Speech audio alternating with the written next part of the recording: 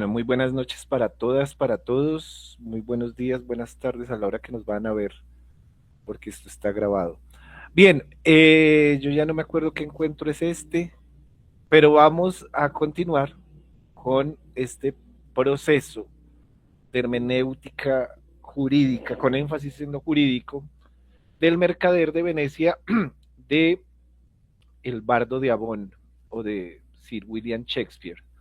Bueno, para recapitular, para los que están perdidos, para los que no han visto los videos, para los que no saben en qué íbamos, pues la escena primera eh, trata el tema de la amistad y dentro de nuestro enfoque la deja prevista como un vínculo extracontractual. ¿Sí? En la escena segunda aparece el tema del testamento paterno como una norma vinculante que aquí empieza a aparecer, ¿sí? Habíamos hablado que ahí se genera un conflicto entre la voluntad eh, testacional o testatutaria contra o que enfrenta al mismo tiempo la autonomía de Porcia, ¿no? Que es el personaje. Y en la escena 3 habíamos visto que el contrato mercantil se convierte en una cláusula penal, ¿sí? Y eso nos dejaba pues un problema que no alcanzamos a resolver del todo porque ya eran como las 10:30 de la noche, en el tema de la indeterminación semántica, que aquí el conflicto se da entre la literalidad contra la equidad. Esos dos conceptos quedan ahí como eh, como apenas sobretocados. Pero sé que el mismo Shakespeare nos va a develar más adelante. Por otra parte, habíamos visto que eh, el, hay una performabilidad, o sea, hay un juego del lenguaje, ¿sí? Usando palabras de Wittgenstein, aunque básicamente esto es más por el lado de Austin. eh, Cada escena muestra unos actos del habla que constituyen realidades jurídicas, o que se van constituyendo. Si nosotros vamos armando el rompecabezas jurídico, desde la primera escena, con la promesa de Antonio, la disposición del testamento, el pagaré de Shylock, eso van revelando, o sea, nos van mostrando desde el lenguaje cosas que el derecho no describe, sino que produce unas relaciones que van a llevar a lo jurídico. Ahí recordemos que en estas tres escenas hemos encontrado acercamientos hacia el concepto de textura abierta de Hart, para ustedes los juristas, sé que lo conocen y si no lo recuerdan, pues lo recordaremos después en filosofía del derecho. ¿Por qué? Porque las inscripciones de los cofres y la cláusula de la libra de carne van a estar dentro de lo que Hart habla de la zona de penumbra, ¿sí? Para los que leyeron el textico. Y ahí va a exigir básicamente la discrecionalidad interpretativa que las partes no logran armonizar. Bueno, y por otro lado, pues está el tema de Dorkin con la integridad, o sea, hay una exigencia de una integridad moral.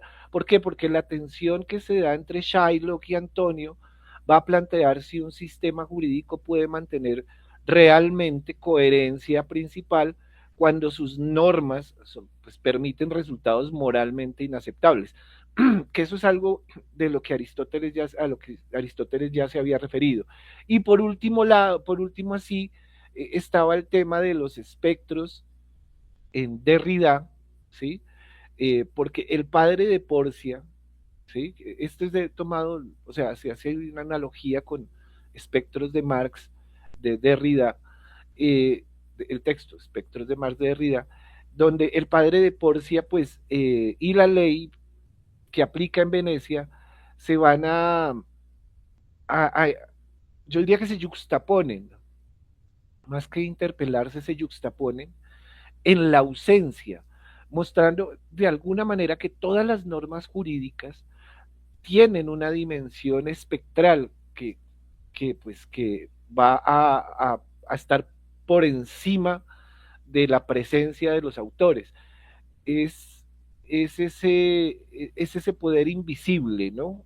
Del que habla Derrida ahí. Bueno, eso ahí contextualizando y pues obviamente todo el discurso político, social, económico, el conflicto con los judíos. Estamos en la época de la Reina Virgen, lo habíamos dicho, que esta señora, pues, o sea, ese apelativo es como muy romántico, ¿no? Porque Isabel era supremamente violenta, era una mujer que tomaba unas decisiones a lo Netanyahu, esas de las que de armas tomar, y, y pues obviamente aquí sabemos que esto fue un caso de la vida real el que toma en su momento, en el siglo XVI, que toma Shakespeare, y él lo que hace es que va a dramatizar la interpretación jurídica desde una postura en la que dice que, o él trata de suponer que no es mecánica, sino hace parte de una práctica ética. Los personajes, yo diría que se enfrentan en diferentes conceptos de sus propios horizontes, ¿sí? Estableciendo de alguna manera una visión histórica de lo que son los prejuicios jurídicos y las exigencias de la justicia con relación a los mismos. Sí, aquí no hay que caer en el semitismo o en el antisemitismo, sino hay que hacer una revisión histórica desde las exigencias de la justicia, que pues, es lo que nosotros hacemos, o lo que ustedes hacen, que es el tema de la justicia, ¿sí? Y aquí la obra, de alguna manera, pues ayuda a eso y anticipa que, que todas las cláusulas o que toda cláusula, por precisa que parezca, siempre va a tener una apertura semántica que solamente con la prudencia interpretativa, ¿sí? No con el literalismo, no con la exégesis formalista, puede resolver pues sin traicionar al texto ni a la dignidad de los implicados en la situación. Eso dentro del ámbito, digamos, de contextualización de lo que habíamos hecho. No sé si alguno tenga algo que aportar o que preguntar, ¿no? Bueno, entonces hoy como para no ponerlos a leer como siempre lo hacemos, entonces vamos a darle paso, pero quito esto para que no haya problema de recursos. Vamos a poner a leer la inteligencia artificial. Me levantan ahí una manito con un dedito si se escucha. Y ahí va. Eso sí va a leer todo. Acto segundo, escena I. Una habitación en la casa de Porcia. ¿Se escucha? Trompetería. Entran el príncipe de Marruecos, con su séquito, Porcia, Nerissa y otros acompañantes. Príncipe de Marruecos. No se No me escucha. desdeñéis a causa de mi tez, librea obscura del Sí, sol se escucha. bruñidor, del que soy vecino y bajo el que me he formado. Ok. Traedme el más blanco de los hijos del norte, donde el fuego de Febo funde apenas los carámbanos de nieve, y por nuestro amor nos practicaremos incisiones, para saber cuál sangre es más roja. La suya o la mía. Te lo digo, hermosa dama, este rostro ha aterrorizado a los bravos. Juro por el amor que me inspiras, que las vírgenes más consideradas de nuestro clima le han amado también. No quisiera, pues, cambiar mi tez por ninguna otra, a menos que con ello me fuera dable conquistar vuestros pensamientos, mi dulce reina. Porcia. En punto a elección de esposo no puedo dejarme conducir solamente por la agradable dirección de los ojos de una joven. Además, la lotería de mi destino me prohíbe el derecho de una elección voluntaria. Pero si mi padre no hubiese limitado mi libertad y obligado con su prudencia ingeniosa a darme por mujer al que me conquiste según los medios que os he dicho, Pero si mi padre no hubiese limitado mi libertad y obligado con su prudencia ingeniosa a darme por mujer al que me conquiste según los medios que os indica, vos, príncipe renombrado, tendríais tantos derechos a mi afecto como ninguno de los Tendríais tantos derechos a mi afecto como ninguno de los pretendientes que hasta ahora he visto. Príncipe de Marruecos, os doy las gracias solo por ello, y en consecuencia os ruego me conduzcáis cerca del cofrecito para que intente fortuna. Por esta cimitarra, que ha matado al Sofí y a un príncipe persa, que ha ganado 3 batallas sobre el sultán Solimán, sería capaz, para conquistarte, oh señora mía. De fulminar con la mirada los ojos más amenazadores, de superar en bravura el corazón más intrépido de la tierra, de arrancar de las manos de la osa sus cachorros, y más todavía. De burlarme del león cuando ruge tras de su presa. Pero, ¡ay, ahora! Si Hércules y Licas juegan juntos a los dados a quien es más grande de los dos, puede que la fortuna haga que el tanto más alto salga de la mano más débil y que Alcide sea vencido por su paje. Así es como yo, conducido por la ciega suerte, puedo perder lo que otro menos digno alcance y morir de pena de mi derrota. Por si a punto tenéis que aceptar vuestra suerte, y así, o renunciad a toda elección, o jurad antes de escoger que, si escogéis mal, no hablaréis nunca más de matrimonio con ninguna dama. Haced, por tanto, de modo que os decidáis con prudencia. Príncipe de Marruecos, consiento en esas condiciones, venid, llevadme hacia mi azar. Por si a punto vamos primero al templo, después de cenar consultaréis la suerte. Príncipe de Marruecos, entonces, que la fortuna me sea propicia. Puede hacerme el más feliz o el más desgraciado de los hombres. Trompetería. Salen. Escena 2. Venecia. Una calle. Entra Launcelot Gobbo. Launcelot. Ciertamente la conciencia me hará abandonar la casa de ese judío, mi amo. El demonio me toca el codo y me tienta diciéndome: Gobbo, Lansalat Gobbo, buen Lansalat, oh, buen Gobbo, oh, buen Lansalat Gobbo, servíos de vuestras piernas, dejad el campo, poneos en franquicia. Mi conciencia me dice: no, ten cuidado, honrado Lansalat, ten cuidado, honrado Gobbo, oh, como he dicho anteriormente, honrado Lansalat Gobbo, no te escapes, desprecia la idea de poner pies en polvorosa. Pero el intrépido demonio me ordena liar el petate. Vía, dice el demonio. Largo, dice el demonio. En nombre del cielo, toma una resolución enérgica y parte, dice el demonio.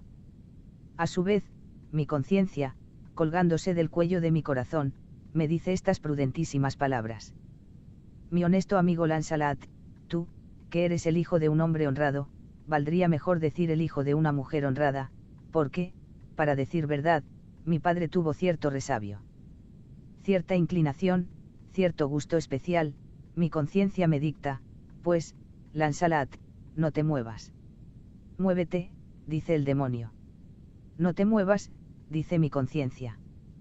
Conciencia, le digo, no me aconsejas mal, demonio, le contesto, me aconsejas bien. Si me dejo gobernar por mi conciencia, me quedaré con el judío, mi amo, que es una especie de diablo. Si me escapo de la casa del judío, tomaré por amo al demonio, quien, salvando vuestros respetos, es Satanás mismo. Ciertamente el judío es una encarnación del propio diablo, y, en conciencia, mi conciencia es una especie de conciencia sin piedad, por aconsejarme que me quede con el judío. Es el demonio quien me da el consejo más amistoso: me escaparé, demonio, mis piernas están a tus órdenes, me escaparé. Entra el viejo Gobbo con un cesto. Gobbo. Mi joven señor, os lo suplico, ¿cuál es el camino de la casa del señor judío? Launcelot. Aparte, oh, cielos. Es el verdadero autor de mis días, que, estando más que medio ciego, 3/4 ciego, no me conoce. Voy a hacer un experimento con él. Gobbo. Mi joven señor, os lo suplico, ¿cuál es el camino para ir a la casa del señor judío? Launcelot. Torced a vuestra mano derecha en la primera esquina. Pero en la última esquina de todas tomad a la izquierda, y enseguida en la primera esquina no torzáis, par 10, ni a la derecha ni a la izquierda. Sino descendid indirectamente hacia la casa del judío. Gobbo. Por los santos de Dios. He ahí un camino que será fácil encontrar. Podéis decirme si un cierto Lansalat, que vive con él, vive o no con él. Launcelot. Habláis del joven maese Lansalat, aparte. Ponedme atención ahora, voy a hacer correr las lágrimas. A Gobbo. Habláis del joven maese Lansalat. Gobbo. No es maese, señor, sino el hijo de un pobre hombre, Su padre, aunque sea yo quien lo diga, es un hombre honrado, extremadamente pobre, y, a Dios gracias, en buena disposición de vivir. Launcelot. Bien, sea su padre lo que quiera, hablamos del joven maese Lansalat. Gobbo. Lansalat a secas, señor, para servir a vuestra señoría. Launcelot. Pero os lo ruego, ergo anciano, ergo, os lo suplico, es del joven maese Lansalat de quien habláis. Gobbo. De Lansalat, si pleis a vuestro honor. Launcelot. Ergo, de maese Lansalat. No habléis de maese Lansalat, padre, pues el joven caballero, según los hados y los destinos y otras maneras raras de hablar, como las tres hermanas, y parecidas divisiones de la erudición, ha fallecido, o, como diríamos en términos más corrientes, ha ido al cielo. Gobbo. Par 10. No lo permita Dios. El muchacho era el báculo de mi vejez, mi verdadero sostén. Launcelot. Aparte, me parezco a un garrote, a una viga, a un bastón o a un poste, a Gobbo. ¿Me reconocéis, padre? Gobbo. Ay. No, no os conozco, joven caballero, pero decime, por favor, si mi muchacho, Dios de reposo a su alma, está muerto o vivo. Launcelot. ¿Me reconocéis, padre? Gobbo. Ay. Señor, estoy casi ciego, no os reconozco. Launcelot. En verdad, aunque tuvierais vuestros ojos, podríais muy bien no reconocerme, es un padre avisado el que conoce su propio hijo. Vamos, viejo, voy a daros noticias de vuestro hijo. Se arrodilla. Dadme vuestra bendición, la verdad se ir siempre a luz, un crimen no puede estar oculto largo tiempo, pero sí un hijo para su padre. Sin embargo, al final la verdad acaba siempre por descubrirse. Gobbo. Os lo ruego, señor, levantaos, estoy seguro que no sois Lansalat, mi hijo. Launcelot. Os lo suplico, no digamos más tonterías sobre este asunto, sino dadme vuestra bendición. Soy Lansalat, el que era vuestro mocito, el que es ahora vuestro hijo, el que será siempre vuestro chico. Gobbo. No puedo creer que seáis mi hijo. Launcelot. No sé lo que debo creer a este respecto, pero soy Lansalat, el criado del judío, y estoy seguro que Margarita, vuestra mujer, es mi madre. Gobbo. Su nombre es Margarita, en verdad, y afirmaré bajo juramento que si eres Lansalat eres de veras mi propia carne y mi propia sangre. Dios sea alabado. ¿Cómo te ha crecido la barba? Tienes más pelos en tu barbilla que Daavin, mi limonero, tiene en la cola. Launcelot. Parecería entonces que la cola de Daavin crece en disminución, pues estoy seguro que tenía más pelos en la cola que los que yo tengo en la cara, la última vez que le vi. Gobbo. Dios mío, ¿cómo estás de cambiado? ¿Cómo os lleváis tu amo y tú? Le traía un regalo. ¿Cómo os lleváis ahora? Launcelot. Bien, pero, por mi parte, he decretado mi fuga, así que no me detendré hasta que no esté a una buena distancia de él. Mi amo es un verdadero judío. Darle un regalo. Dadle una cuerda. Me muero de hambre en su servicio. Podéis contarme todos los dedos que tengo con mis costillas. Padre, me alegro que hayáis venido, entregadme vuestro regalo para un tal Basanio, que, por cierto, da a sus servidores hermosas libreas nuevas. Si no le sirvo, huiré tan lejos como alcanza la tierra de Dios. Oh, rara fortuna, aquí llega el hombre de que se trata, dirijámonos a él, padre, porque voy a convertirme en judío, si sirvo al judío más tiempo. Entra Basanio con Leonardo y otros acompañantes. Basanio. Podéis arreglarlo así, pero que se haga tan aprisa que la cena esté dispuesta, lo más tarde, a las 5. Ved de entregar esas cartas, dad a hacer las libreas y rogad a Graciano que venga enseguida a mi alojamiento. Seil. Criado. Launcelot. Vamos a él, padre. Gobbo. Dios bendiga a vuestra señoría. Basanio. Muchas gracias.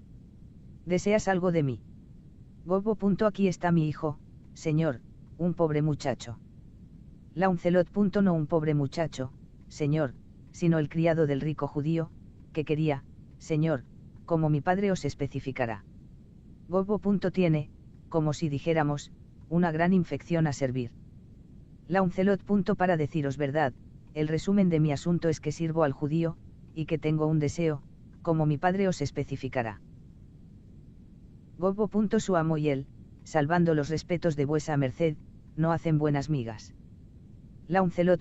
Para ser breve, la verdad verdadera es que el judío, habiéndome maltratado, me fuerza como mi padre, que es un viejo, os fructificará. Gobbo. Tengo aquí un plato de pichones que quisiera ofrecer a vuestra señoría, y mi demanda es. Launcelot. Para abreviar, la demanda es, ajena, a mí, como vuestra señoría lo sabrá por este anciano, y, aunque anciano, como yo le digo, sin embargo, es un pobre hombre y mi padre. Basanio. Que hable uno solo por ambos. ¿Qué queréis? Launcelot. Serviros, señor. Gobbo. Ahí está la verdadera clave del asunto, señor. Basanio. Te conozco perfectamente, tu petición está concedida. Siloc, tu amo, me ha hablado hoy y me ha propuesto hacerte progresar, si progreso supone abandonar el servicio de un rico judío para convertirse en sirviente de un tan pobre caballero. Launcelot. El viejo proverbio se reparte muy bien entre mi amo Siloc y vos, señor, vos tenéis la gracia de Dios, y él la opulencia.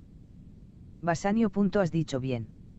Ve con tu hijo, padre, despídete de tu antiguo amo e inquiere las señas de mi casa. A sus criados. Que se le dé una librea más bella que la de sus camaradas, cuidad que se cumpla así. Launcelot. Marchemos, padre. No sé solicitar una colocación, no, jamás halló lengua fácil en la cabeza. Mirándose la mano. Bien, si hay un hombre en Italia que para prestar juramento pueda mostrar una más bella palma en que apoyar un libro, tendré toda clase de dichas. Ved, he aquí solamente esta línea de vida. Aquí hay una provisioncita de mujeres. Hay 15 mujeres, pero eso no es nada. 11 viudas y 9 doncellas constituyen una parte modesta para un hombre. Y luego escapar por 3 veces a la sumersión y estar en trance de perder mi vida al borde de un lecho de pluma. He aquí un buen número de pequeños riesgos. Pues bien, si la fortuna es mujer, forzoso es convenir que se muestra buena chica en este horóscopo. Padre, marchemos, voy a despedirme del judío en un abrir y cerrar de ojos. Salen Launcelot y el viejo Gobbo. Basanio. Te lo ruego, mi buen Leonardo, piensa en esto, una vez compradas y debidamente distribuidas todas esas cosas, vuelve a toda prisa, pues doy esta noche una fiesta a mis mejores amigos. Anda, apresúrate. Leonardo. Voy a ponerme a ello con todo mi ardor. Entra Graciano. Graciano. ¿Dónde está vuestro amo? Leonardo. Allá, señor, se pasea. Seil. Graciano. Señor Basanio. Basanio. Graciano. Graciano. Tengo una petición que haceros. Basanio. Os está concedida. Graciano. No me la podéis negar. Quiero acompañaros a Belmont. Basanio. Pues bien, puedes hacerlo. Pero escúchame, Graciano, eres demasiado petulante, demasiado brusco y de tono altanero. Esas maneras te van muy bien, y a nuestros ojos no parecen, de ningún modo, chocantes, pero allí donde no eres conocido parecen libres con exceso. Te ruego que te tomes el trabajo de moderar por medio de algunas frías gotas de reserva las vivacidades de tu carácter. Por miedo de que tu extravagancia habitual no haga juzgarme mal en el sitio a donde voy y no destruya mis esperanzas. Graciano. Escuchadme bien, Signor Basanio, si no adopto una grave actitud, si no hablo con respeto, y si me ocurre jurar con frecuencia. Si no llevo en mis bolsillos un libro de rezos y si no miro con beatitud, más aún, si mientras que se dan las gracias no tapo los ojos con mi sombrero, de este modo, suspirando y diciendo amén. Sí, en una palabra, no observo todas las reglas de la civilidad tan estrictamente como un joven que ha estudiado la forma de darse un aspecto austero para agradar a su abuela. No tengáis jamás confianza en mí. Basanio. Bien, veremos vuestra conducta. Graciano. La veremos, pero descarto la noche de hoy de nuestro convenio, no me juzguéis por lo que haga en esta velada. Basanio. No, sería una lástima, rogaré más bien a vuestro ingenio para que despliegue esta noche su más hermoso traje de alegría, pues contaremos con amigos que se proponen divertirse. Pero, adiós, tengo algunos quehaceres. Graciano y yo debo ir a encontrarme con Lorenzo y los otros, mas nos volveremos a ver a la hora de cenar. Salen. Bueno, ¿se entendió ahí la lectura de la españoleta? Porque un pedazo en inglés. ¿Sí se entendió o no se entendió? Lo pone uno a leer a toda carrera. Bueno, paisanas, paisanos, ¿qué encuentran? ¿Qué ven en estas dos escenas? En la uno y en la 2 del acto segundo. Las escucho, los escucho.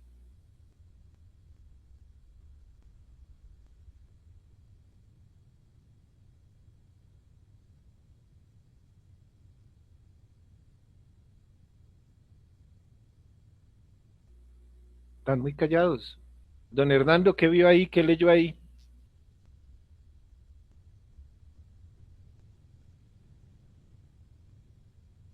No encuentro nada.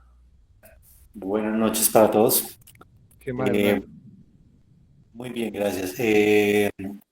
Pues que vi, bueno, pues básicamente la, digamos que la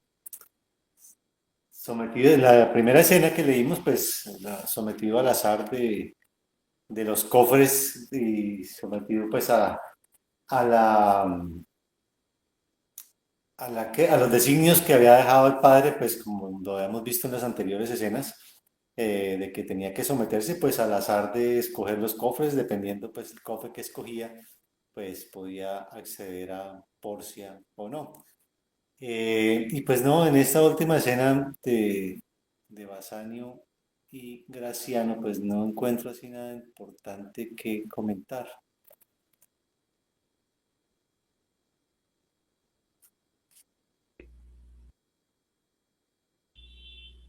Gracias, Hernando. Parece plana las dos escenas como tal.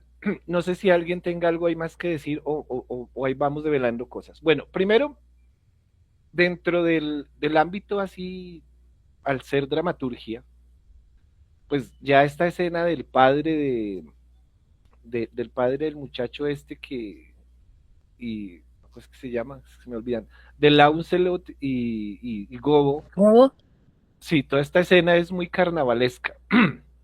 Sí, es un momento. Recuerden que veníamos de la tensión, del acuerdo, de lo de la carne, de que le voy a quitar un pedazo, una libra de carne, pero yo escojo de dónde, ¿sí? Y toda esta carreta. Y Portia, ¿sí? O Porcia, estaba, estaba pues a las vísperas de que llegara este man, el príncipe, ¿sí? Entonces viene y hace una ruptura para generar todo eso como la locura del papá de la cegatón que no reconoce al propio hijo, ¿sí? Y demás, y eso le da pues hay un ritmo a la obra, ¿sí? Eso dentro del teatro se llama ritmo, ahí le va dando un ritmo a la narrativa pues para que el espectador no se aburra. Vuelvan ustedes, no extrapolen pues la idea del teatro aquí al Julio Mario Santo Domingo, al Teatro Amira de la Rosa allá en Barranquilla, no, al Teatro Colón acá en Bogotá, no. Acuérdense que esto era para la gente del común, para el trabajador, para el del puerto, ¿sí? El teatro isabelino era un teatro de escenario abierto, donde todos veían eso, si no les gustaba tiraban tomates, cebollas, o sea, casi que literalmente, ya lo he dicho, era en la plaza donde se hacía teatro, el teatro era para la gente que no tenía cultura, que no tenía ese bagaje que nosotros decimos ahora, no sé, es que hoy en día ir a teatro hay que ser culto y eso se perfuman y sí, esos van todos bonitos, como si fuera una premier a las obras de teatro y sí, pues no faltan los hippies teatreros y ahí hay hasta choques de culturas. Entonces aquí lo que vamos a ver o lo que encontramos de pronto haciendo, ya iniciando un proceso más de análisis más profundo. Aquí en la dimensión cultural pues hay una alteridad con el tema de la raza y el servicio dentro de la Inglaterra isabelina. Porque el discurso este del príncipe de Marruecos, de cuando habla del color de su piel, pues muestra cómo en ese momento, las culturas, no todas las culturas eran aceptadas, ¿no? Entonces estos moros, si ustedes se fijan la narración que hace, o sea, la propia descripción que él hace eh, de de su corporalidad ahí en la primera escena, él muestra que los africanos, ¿sí? Pues en el siglo XVI, eran muy visibles, evidentes por su tamaño, ¿sí? Pero al mismo tiempo eran marginales. Y los moros en el teatro eran representados como figuras exóticas. Eso incluso se traslada al cine, ¿no? No sé si vieron películas donde salgan moros. Hay una de las de estas de este muchacho, el que defiende a los ladrones, Robin Hood. Ahí aparecen los moros siempre son grandes, son fuertes, son avispados, ¿sí? Y tienen primos además pues desconocidos, saben aplicar la inteligencia y un montón de cosas, ¿sí? Entonces el moro de Shakespeare, el que caricaturiza a Shakespeare, porque no lo veamos como el concepto de caricatura, como el dibujo raro, sino pues es una representación atípica de la realidad. Entonces es una caricatura. Esa caricatura como tal, pues Shakespeare es muy evidente, ¿sí? Y él no repara en su narrativa demostrar pues toda esa corporalidad que al mismo tiempo después va a generar un estereotipo, pero él busca es que no se dé un estereotipo del africano. Entonces el príncipe es elocuente, es valiente, al mismo tiempo es reflexivo, ¿sí? Pero, pero él va a elegir pues el tema del cofre del oro. Y eso está guiado, está pues obviamente por una lógica del valor que se le da socialmente al oro, ¿sí? Y esto lo va a llevar al fracaso. Aquí, en esta parte, el príncipe va a mostrarnos o va a representar las, el etos desde su propia cultura, como desde ese etos en otras culturas también es válido. Es decir, cuando hablamos del etos, recuerden que estamos hablando de esa serie de normas que pertenecen solamente a una cultura, ¿sí? Entonces el oro es una excelencia universal, por así decirlo.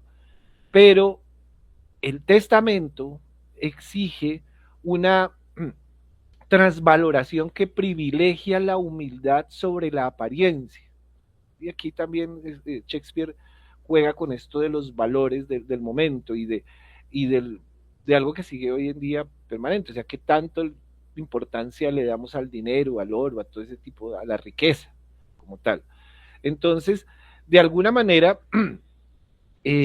aquí el príncipe no logra fusionar muy bien estos horizontes y él queda atrapado en su propio prejuicio. Esto me recuerda pues a Gadamer, o me lleva directamente a Gadamer, porque Gadamer dice que la comprensión del auténtica básicamente exige que el que interpreta, por ejemplo en el caso de ustedes que son los jueces, reconozca al mismo tiempo su propia historicidad y dialogue al mismo tiempo con el horizonte del otro. No sé si es dialogar, sí, que dialogue con el horizonte del otro. Es decir, la comprensión, ¿sí? Para poder llegar a comprender tengo que revisar al otro. Eso hace parte de la fenomenología y es lo que Habermas también va a trabajar, ¿no? Los que ustedes han seguido la línea de Habermas. Ahora, en ese mismo contexto histórico del siglo isabelino, del tiempo isabelino, la figura esta de Launcelot y Gobo va a mostrar cómo en ese momento el servicio doméstico en Inglaterra estaba ligado a, a unas condiciones jurídicas determinadas. ¿Por qué? Porque ellos eran de alguna manera los que servían eran jurídicamente libres. Ustedes ven que él dice que puede escaparse, que se puede ir, pero al mismo tiempo eran socialmente subordinados y económicamente eran dependientes. Al mismo tiempo es que es una serie de juegos de carácter social, al mismo tiempo ellos eran eh, potencialmente disponibles o móviles, es decir, eran objetos, eran vistos como cosa, como la cosa, para usar un término ahí muy como un ente más bien, ¿sí? Si voy a usar un término filosófico, claro que sea el ente, porque es que el ente en sí no tiene conciencia, entonces es el ente, Chaplin no tiene vida, la silla es un ente. Y por eso la mamá lo insultaba a uno y dice, parece un ente viendo ahí televisión. En el monólogo de Lancelot se van a dar todos estos por juegos, porque él dice que la conciencia me dice no te muevas, por una parte, ¿sí? Y tiene un deseo de movilidad, de cambiar de escenario, y habla del intrépido demonio que me ordena, me dice, ¿cómo es? Me ordena liar el petate, que es el petate, no sé si saben, el petate es una estera donde dormían las personas, ¿sí? Que pues, en muchas partes se usa. Uno va a dormir en estera cuando se va a vacaciones a los hoteles por sentirse medio hippie, medio diferente, y después amanece todo chueco porque no está acostumbrado a dormir en el piso. Entonces, esta liar es, más o menos, recuerden el palito que hilaban en, en las películas estas de niños, así, eso era liar el petate, que eso era todo lo que ellos tenían, no tenían absolutamente nada más que lo que llevaban puesto su estera para poder dormir, y olvídese que eso no eran más cosas. Entonces la decisión de servir a Basanio en lugar de Shylock, bueno, yo le digo Shylock y la intérprete aquí que nos leyó la inteligencia le dice Shylock. Entonces Shylock o Shylock no es únicamente económica, ¿no? Se da aquí un simbolismo en relación a que él prefiere la pobreza de un caballero cristiano, ¿sí? A la riqueza de un prestamista judío. Entonces, ese conflicto de intereses, llamémoslo éticos, ¿sí? Va a desencadenar, pues, toda una idea que Shakespeare nos muestra en esta escena.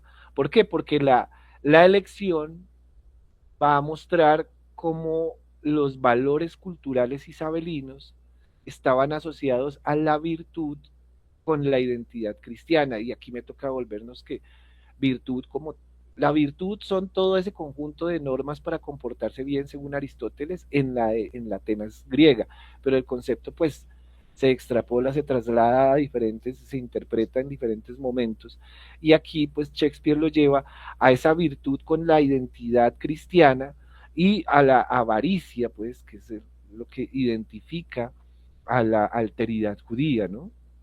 Es algo que, pues, en determinados momentos ha generado unos conflictos grandísimos, además. Bueno, eh, por otro lado, como les decía yo a ustedes, siguiendo ahí con la escena del ciego, el, esto es la comedia isabelina, pero ahí hay una vaina que después para nosotros no es, o sea, para nosotros pues no es muy gracioso, o sea, el chiste como británico no es muy jocoso, el humor británico no nos pega a nosotros, ¿ven?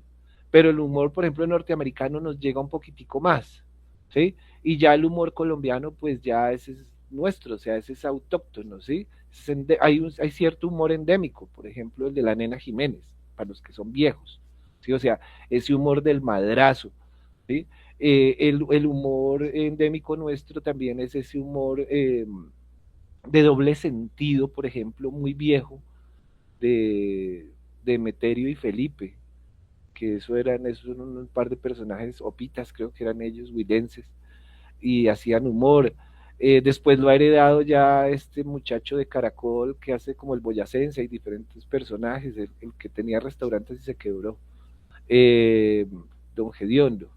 Sí, y ahora pues lo han aplicado en otros escenarios, ya se ha acomodado más hacia lo stand-up comedy, todo esto de Fox News que yo realmente nunca los he visto, tengo que decir que jamás los he visto, pero los he ido a nombrar, y otros tipos de humor. Aquí es lo mismo, hay un juego del lenguaje eh, que es particular de los británicos, porque ellos son muy explicativos, pero si ustedes le encuentran la gracia, pues es muy chistosa, la escena es supremamente chistosa. Yo vi alguna vez una adaptación de esta obra por un grupo del SENA de Boyacá y le hicieron toda una transliteración al lenguaje boyacense y convirtieron esto en una cosa súper graciosa. Entonces, hay que recordar, pues, había un man, Bakhtin, decía que el humor permite decir lo indecible, ¿sí? Cuestionar lo que no se puede cuestionar y además no tiene la necesidad de asumir las consecuencias de la transgresión directa, que eso se ha llevado a otras dimensiones. Por ejemplo, recordemos el cachetadón de este negrito en los Oscars. ¿Ven? Ahí ya entonces el otro dijo que ahí ya había una transgresión y demás. Pero bueno, entonces todo esto se da en el ámbito cultural. Vean en esta escena que es planita, pero recoge un montón de cosas. Ahora, en lo político y en lo social, como estamos haciendo hermenéutica, pues tenemos que pillarnos varias cosas. Por un lado, el tema de la elección del esposo, ¿sí? Es una declaración de la soberanía femenina, pues medio paradójica en el momento, dentro de un orden patriarcal isabelino, porque Porcia posee riqueza, elocuencia, belleza, es una mujer que se desarrolla muy bien en su momento, pero está sometida a la voluntad póstuma de su padre.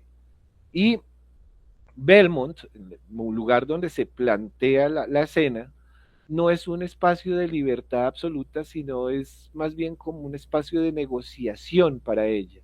Y Porcia, pues va a ejercer una influencia mediante el comentario irónico. Ella es bastante irónica con el muchacho este, ¿no? Con todos, porque ya lo vimos en la escena anterior, que ella maneja como ese tono irónico que asusta tanto a muchos hombres, ¿sí? O que nos asusta a muchos hombres, para yo meterme pues ahí también, porque ay, no lo asustan, no, sí, también, y bastante. Entonces, porque como dijo Shakespeare, en la venganza como en el amor, la mujer es más arrebatada que el hombre. Porcia no es simplemente una víctima del testamento del papá, ella se constituye como un objeto de análisis entre el choque del deseo y la obediencia. Ella representa eso. Y esto es muy característico de los personajes de Shakespeare, ¿no? Recordemos a Julieta.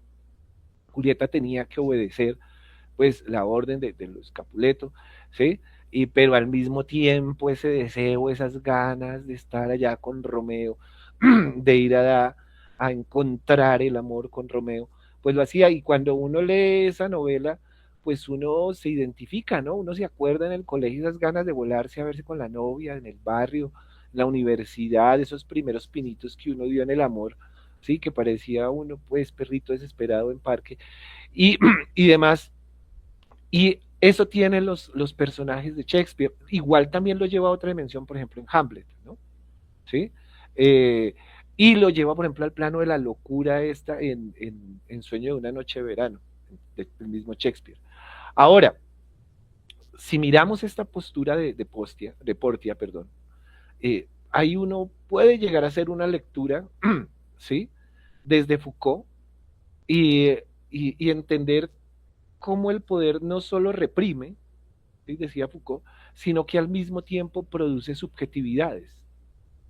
Porque Porcia no es simplemente una víctima del testamento paterno, sino que al mismo tiempo, lo que les dije, es ese choque entre la obediencia y el deseo, y esto lo dice Foucault, y por ejemplo, en una novela, un cuento muy cortico de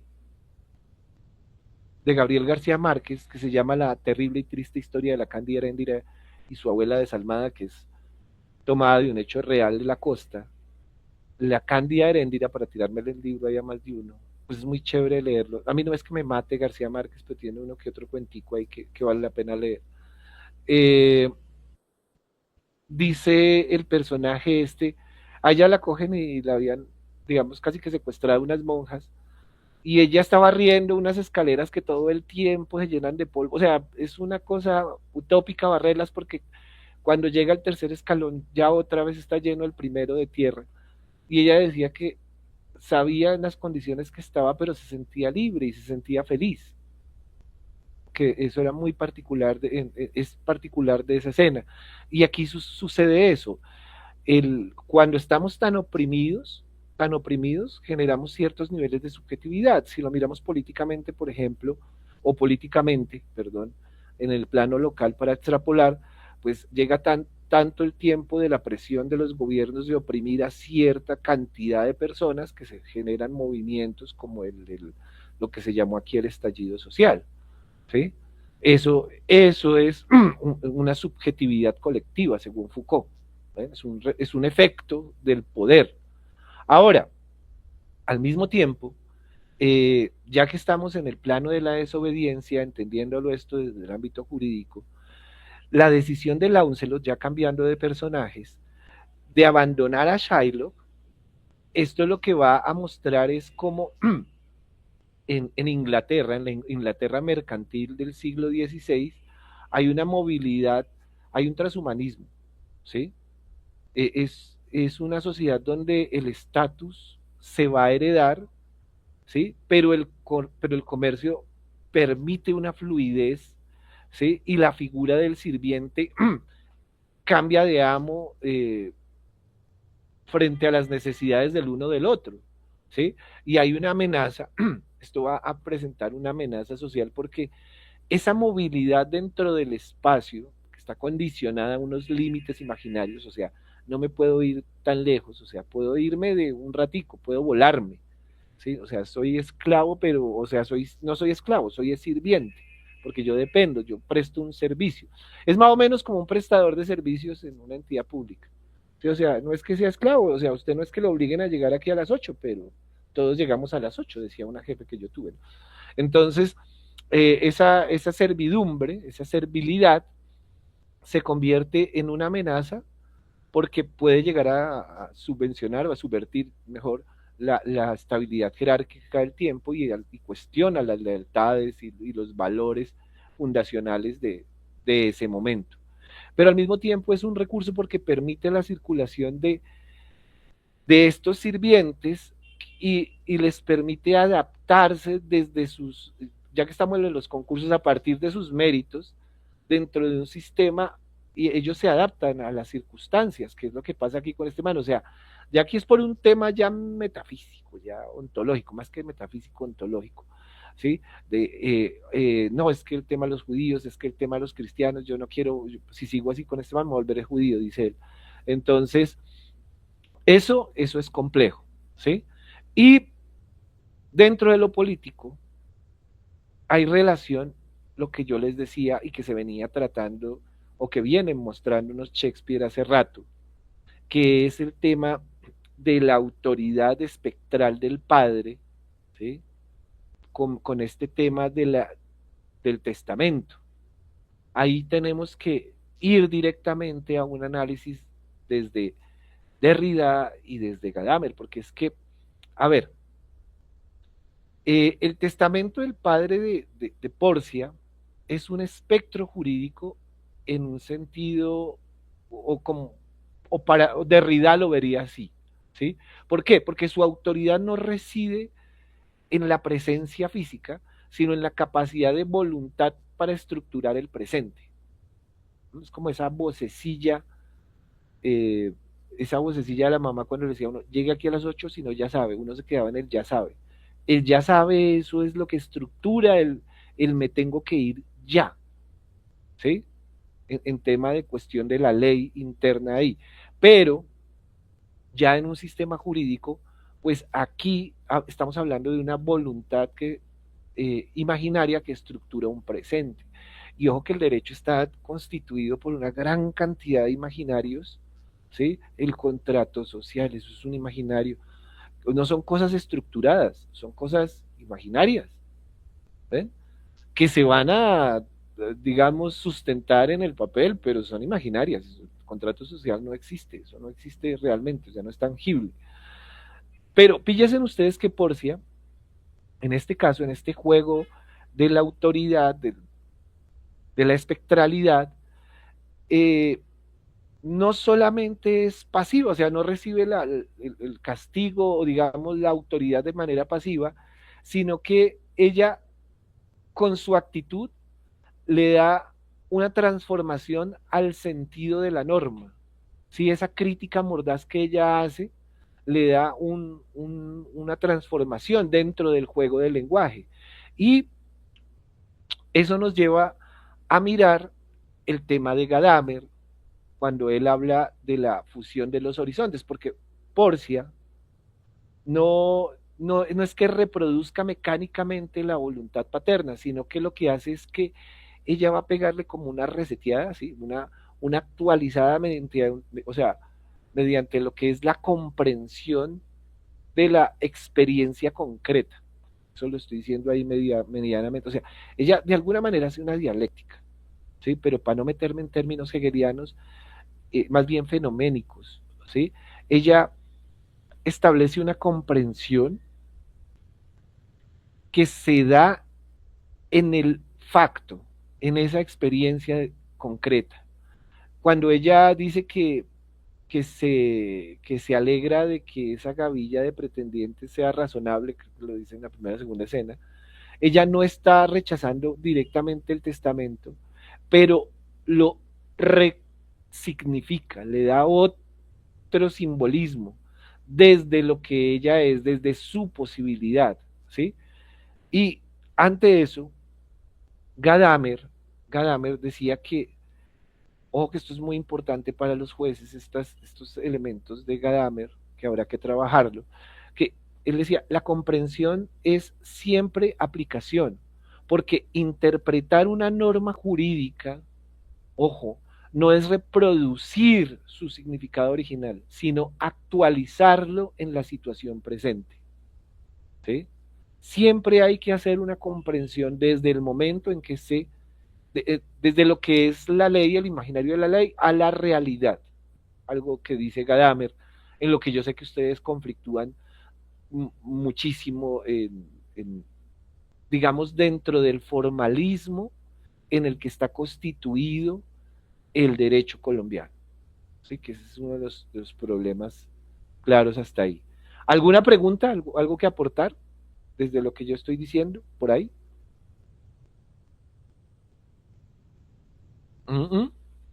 ¿No? ¿Están calladitos?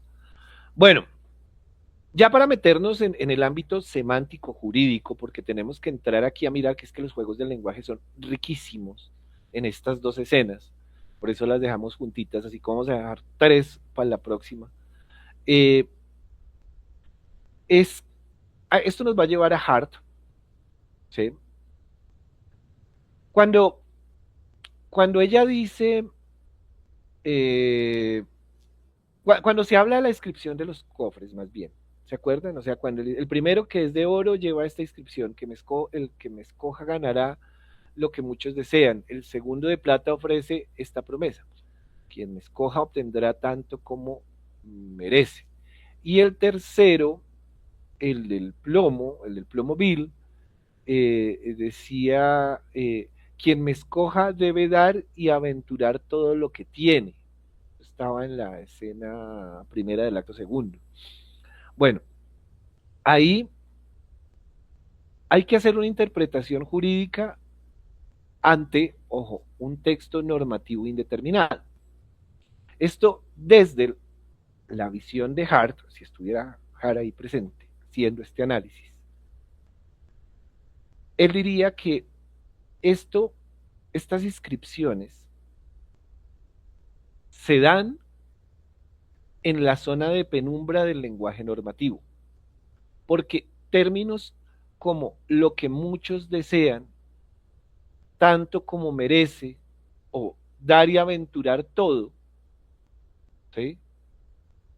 Desde la perspectiva de Hart, carecen de un caso central unívoco y van a requerir una especificación interpretativa. El príncipe va a realizar una operación, digamos, hermenéutica medio compleja. ¿Por qué? Porque él analiza la lógica de cada inscripción. ¿Debe dar a cambio de qué? A cambio de plomo. ¿Sí? Ahí hace como una explicación estructural. Él hace como una comprensión o un análisis teleológico, ¿sí? Porque él interroga la intención que quiere comunicar el testador, ¿sí? Y al mismo tiempo va a privilegiar el valor socialmente reconocido. El mundo entero lo desea, que es el oro, ¿no? Y hay una decisión por parte del príncipe aplicada, ¿sí? Él elige el cofre de oro basándose en una interpretación del etos, como lo dijimos, que privilegia el valor socialmente reconocido. Eso es lo que está pasando ahí. ¿Ven? Eh, esta elección fracasa de alguna manera. ¿Por qué? Porque él confunde la explicación con la comprensión, es decir, confunde la estructura con el sentido. Eso es lo que pasa.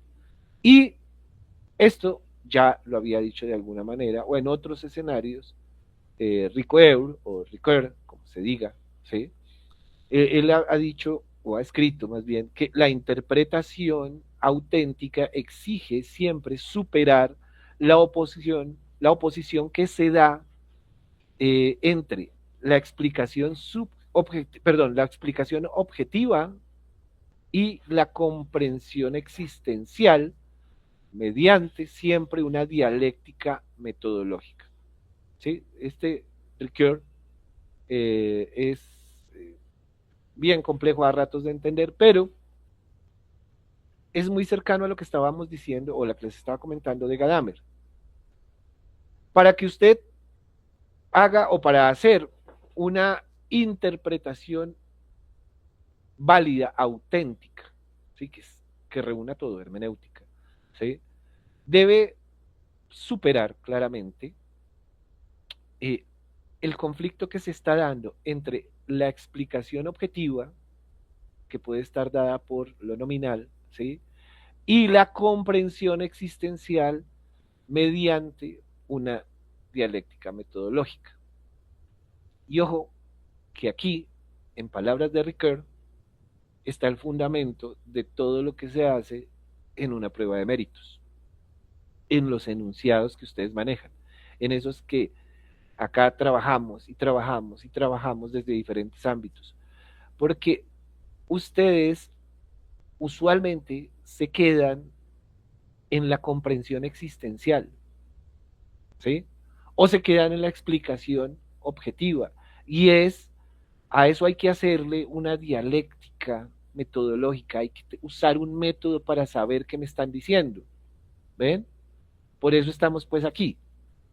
Entonces, volviendo al texto, el príncipe, ojo, él se va a detener en la explicación oro como valor universal sin alcanzar la comprensión, el amor verdadero, la disposición al riesgo humilde. Sí, como diría, yo me acuerdo quién fue el que dijo eso, el amor es un salto al vacío, o sea, los dos se cogen de la mano y saltan al vacío, o sea, si esto fracasa, fracasamos los dos, si es un éxito, yo no sé uno saltando cómo sería la vaina de un éxito, o sea, tiene que caer uno como en un colchón de rosas o algo así, pero nunca he comprendido por qué hacen esa explicación, igual que la de te quiero hasta el infinito y más allá, eso no tiene sentido, más allá del infinito no hay nada, o sea, no lo quiere uno nada. Bueno, entonces, si ven que la explicación y la interpretación tienen, si no se analizan, finalmente se están diciendo sandeces o se está especulando, ¿ven?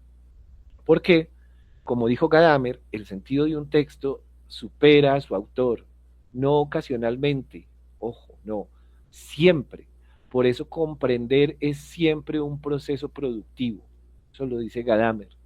Ahora, para, para irme ya hay un análisis más filosófico y que no perder así el viernes, decir uno, ay, no hablé nada de filosofía, sino que me quedé todo en derecho, filosofía del derecho, que no es lo mismo, pero la filosofía en sí, aquí hay algo que tiene que ver con la conciencia, que incluso yo me puedo quedar corto en el análisis porque es una hermenéutica de la conciencia que que se da y se anticipa en la genealogía de la moral de Nietzsche, ¿sí?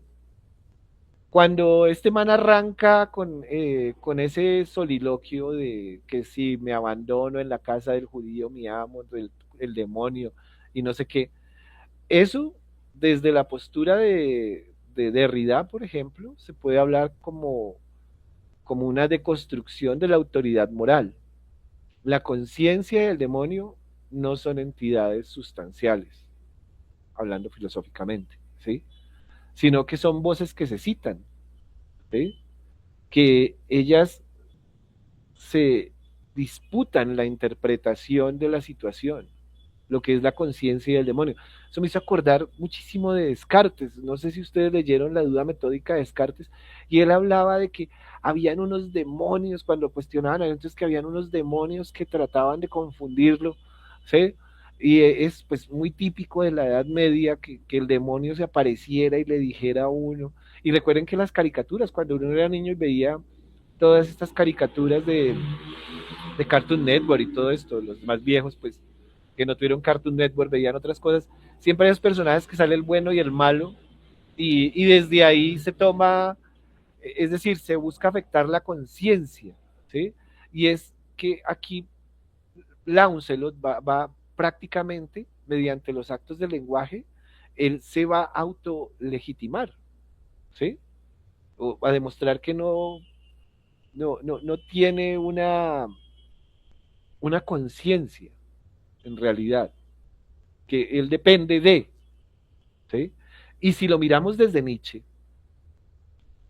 en la genealogía de la moral, pues aquí él habla de la genealogía del resentimiento, ¿sí? Nietzsche habla de del resentimiento, del origen del resentimiento, y Launcelot justifica su fuga, él quiere fugarse, no mediante un principio universal, sino mediante una inversión de valores, ¿sí?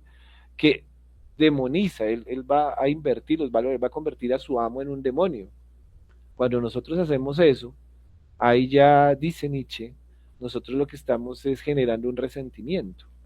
El judío no es una encarnación del propio diablo, pero eh, se santifica el deseo propio, o sea, Shakespeare lo que es santificarlo, me escaparé, demonio, y ta carreta. La conciencia de este personaje no es, no es imparcial, sino que es un espacio, la conciencia de Launcelot, donde los impulsos están en conflicto contra los intereses y la identidad, ¿sí? Muy diferente a lo que decíamos de Portia, ¿no? Porque ella lucha es entre el deseo, ¿sí? Y la norma, o sea, la obligación y el deseo. O sea, yo me he obligado moralmente a no hacer tal cosa, pero yo deseo hacerla. O sea, ¿quién no ha deseado robarse pues una uva en un supermercado? ¿Ven? Pero hay unos que son tan rectos que no lo hacen, no se la roban. ¿Ven? O sea, hay gente que, no, yo sí lo hago, yo sí me robo hasta cuatro o cinco. Ustedes que son los honestos. ¿Ven? Entonces, ahí hay una inversión de los valores. Cuando usted se mira a lo servil, pues eso es complicadísimo. Y ya por último, hay el tema de que ellos se puedan desplazar dentro de estos espacios, como está sucediendo en esta escena, pues nos lleva a una vaina que Dorkin trabajó en la integridad del derecho, o sea, como la integridad del derecho, del concepto de la integridad del derecho, porque él habla de una reconstrucción moral. O sea, él en algunos de sus textos cuestiona, pues, cómo puede un sistema jurídico, ojo, que reconoce la libertad contractual, permitir que una persona que sirve cambie de amo sin sanción, ¿sí? Esto es como una vaina, una ruptura del contrato.